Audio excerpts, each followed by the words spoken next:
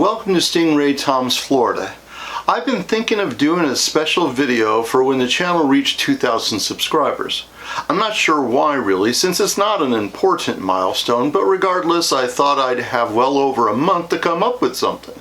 Then, suddenly and somewhat surprisingly, 2,000 subscribers happened, and I feel like I should acknowledge the moment. Certainly, I want to thank everyone who has subscribed to the channel and those who have left comments. If you're unfamiliar as to how YouTube works, the basic principle is that the more popular you are, the more popular you'll get. It's a somewhat ironic thing that YouTube promotes those channels that show that people already watch them. I have no say in how or when YouTube recommends my videos to viewers.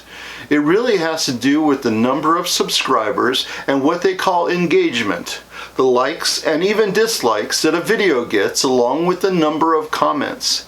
So once again, thank you for your engagement and please continue to do so. Today I'll be showing you some photos while I share a bit about myself. I suppose this still falls under the subject of history of Florida tourism, since I'm a Floridian who has spent decades researching the state's tourist attractions. Looking back many years, I was always interested in history. I grew up reading books and watching documentaries on TV. I was particularly interested in ancient Greece and Egypt, prehistoric Britain, and the civilizations of the Americas. This was many years before the internet existed, and even before cable TV, so it was primarily libraries and PBS where I learned about early cultures and their development. Also, National Geographic magazine. I think people today have forgotten how important magazines were years ago. Millions of Americans looked forward to their regular new issues of National Geographic, Reader's Digest, and Life magazine, to name just a few of the most popular.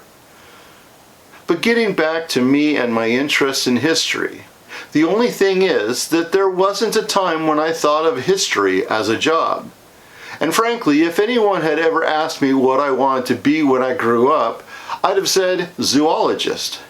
Now, I didn't know what a zoologist did as a job, but I knew it had to do with animals, and just like history, they fascinated me. I pored over just as many books and probably even more TV shows about animals. To this day, Wild Kingdom with Marlin Perkins and Jim Fowler is one of my favorite shows. I knew both of them were zoologists, and it seemed like an interesting job. They both worked in zoos and explored animals in the wild, as well as presented a show on television. I never got much direction growing up, other than it seemed like I always knew I'd be going to college. Oddly enough, that wasn't even discussed, so I went. And I took biology classes along with chemistry, geology, and astronomy. And yes, I was also very interested in all of those as well. Still, I didn't always get top marks in my science classes, but I did in history and the humanities. It didn't take more than a couple of years where I switched from science to the humanities. This saw me take every class I could, including political history, ancient history, history of philosophy, art history, film history, music history. What I didn't learn in a class, I learned in the library and in museums. All along, I was exploring Florida, along with the rest of the U.S. and the world, of course, and I've been fascinated with both nature and human-made attractions. I've been to just about every attraction in the state that was open from the late 1970s onward. Frankly, I'm interested in anything that's interesting. And yes, I know that's redundant. You can't be interested in the uninteresting, unless, of course, what interests you is why it's uninteresting.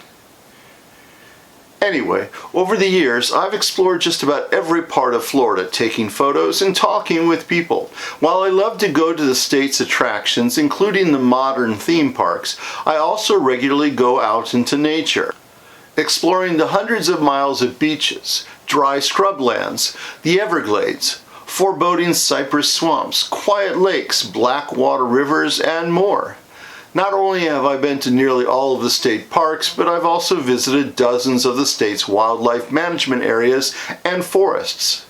Recently, I even challenged myself to become what the Florida Department of Agriculture calls a trail walker.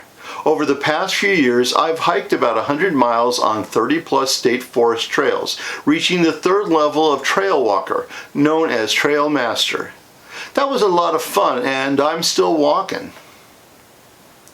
Regular viewers of the channel know that I not only cover the history of Florida's attractions and its parks, forests, and seashores, but I often do videos on Florida's fantastic wildlife. Few things make me more happy than seeing our wildlife in the wild. The state is filled with so many animals that it gets to a point where many people don't even notice them.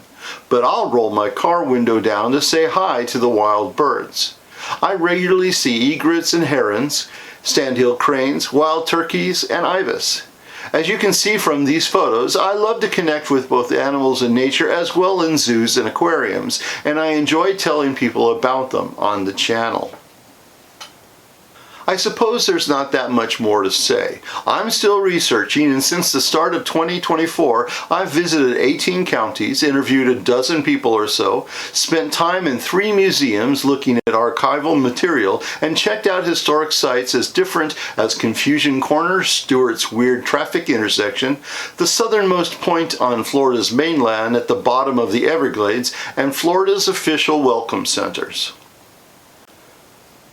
I'll keep making new videos that cover places all over the state, but I really encourage you to watch some of my older ones. There's a lot of interesting information, including the history of John Ringling, who owned the Ringling Brothers and Barnum and Bailey Circus, the history of the auto train, Sugarloaf Mountain, the peninsula's highest point, the MGM Bounty, a replica of the original mutiny ship that became an attraction in St. Petersburg, and Florida at the World's Fairs. That shows how the state represented itself at the largest fairs in the 20th century. Thank you for watching another of my videos. I hope you enjoyed it. If you learned something, please hit the like button and subscribe to the channel to learn more about Florida's tourism history. Stingray Tom's Florida, traveling through time around the Sunshine State.